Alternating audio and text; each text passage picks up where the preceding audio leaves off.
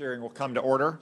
The Airland Subcommittee meets today to consider Air Force modernization in the context of review and oversight of the fiscal year 2017 defense budget request. I welcome our witnesses, Acting Assistant Secretary of the Air Force for Acquisition, Ms. Darlene Costello, the Military Assistant to the Secretary of the Air Force for Acquisition, Lieutenant General Arnold Bunch, Deputy Chief of Staff for Strategic Plans and Requirements, Lieutenant General James Helms, and Deputy Chief of Staff for Operations, Lieutenant General John Raymond. Thank you all for your service, and we appreciate your testimony here today. At $18 billion less than last year, the President's defense budget request for this fiscal year is disappointing. The President has submitted 5 budgets since 2011. Each budget has under-resourced the military, while the President has also portrayed the world as safer than it was when he took office, or asserted that the U.S. needed to step back from the world stage. The current budget request has rhetorically acknowledged an increase of worldwide threats and that our military's capabilities are eroding. However, it still conforms to arbitrary budget caps put in place 5 years ago. This is nowhere more apparent than in the Air Force modernization program.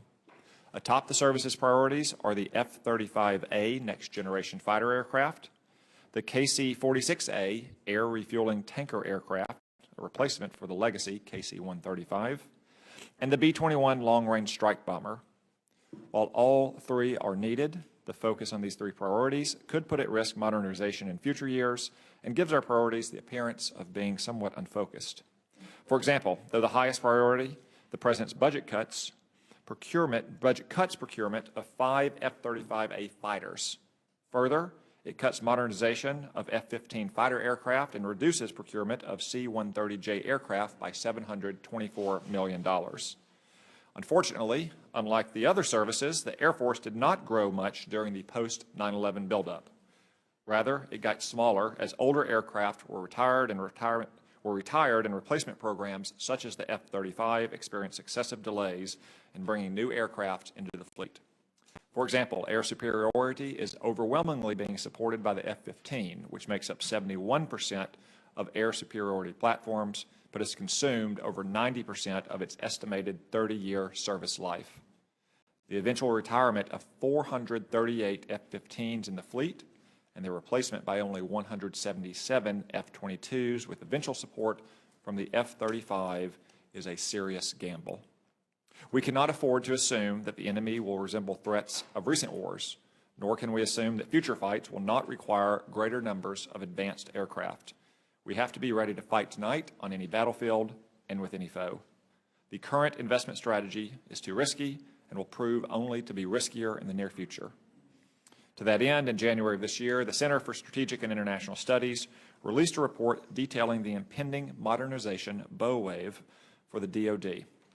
When you also include all the other Air Force modernization imperatives, the annual price tag for this wave peaks in 2023 at nearly $35 billion and accounts for more than half of the entire DoD's investment wave.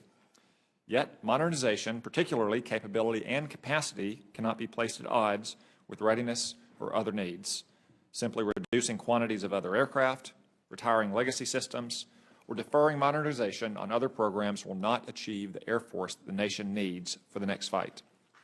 Increasing the top line of defense spending is the only solution that will ultimately blunt the bow wave and achieve the concurrent capability and capacity we need. After that, we should next consider fencing off funding for platforms and systems crucial to the nation's nuclear deterrent and maintaining the nuclear triad. Second, we should continue investment and procurement of next-generation technologies to build capability, while also maintaining and upgrading legacy fleets to preserve capacity. Both are essential to preserving America's global dominance of the skies. Again, I want to thank our witnesses. We look forward to your testimony. Senator Manchin.